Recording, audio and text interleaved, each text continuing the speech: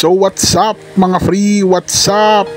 Araw ng Lunes mga free, nagkayayaan kami mag-asawa na pumunta sa pangalawang bahay namin, which is ang Quiapo Church mga free.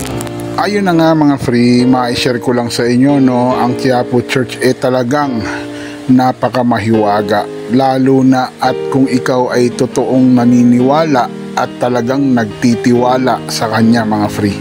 Hindi ko na iisa-isain sa inyo kung ano yung mga himala na pinakita niya sa amin mga free. At sa araw nga na nagpunta kami ng Quiapo Church mga free, maswerte kami at inabutan namin na may misa sa simbahan mga free.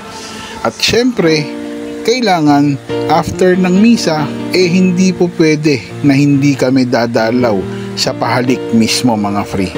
So ayun na nga, pumila kaming mag-asawa. Syempre, dahan-dahan, talagang magtitiis ka mga free, makahawak ka lang sa Poong Jesus Nazareno mga free.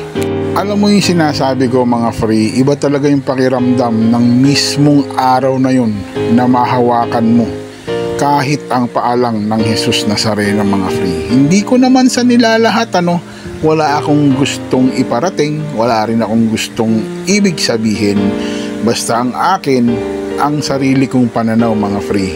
Yun lang naman.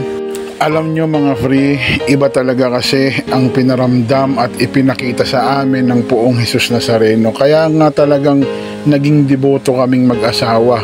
Yung tatlo naming anak habang nabubuhay sila, utang na loob namin ang kanilang buhay sa aming pamamanata sa Jesus Nazareno. Ayun na nga mga free, kapag nasa Quiapo Church ka na, hindi po pwedeng hindi mo dadayuhin ang tindahan ng mga tinapa, daing na bangus na talaga namang napakamura. At syempre mga free, dito nyo rin makikita ang tindahan ng mga dilis, tuyo, daing, honeybee, at mga sariwang sugpo at marami pang iba mga free. At sa aming pamimili, isa lang ang pumukaw ng aking atensyon mga free. May nagtitinda rito siling labuyo. At take note mga free, free taste. Kita nyo naman mga free, di ba? Bumili ka na, pero kung duda ka, pwede mong tikman. 10 piso lang ang tumpok mga free. At sa aming pag-iikot mga free, bigla kami nagutom mag-asawa. So dinala ako ng aking asawa sa kinakainan nila ng malaking siomay mga free.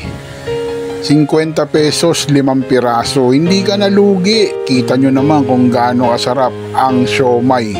Sa halagang 10 piso mga free, sulit na sulit ka na. Kaya ano pang inaantay nyo mga free? Tara na, kain na na!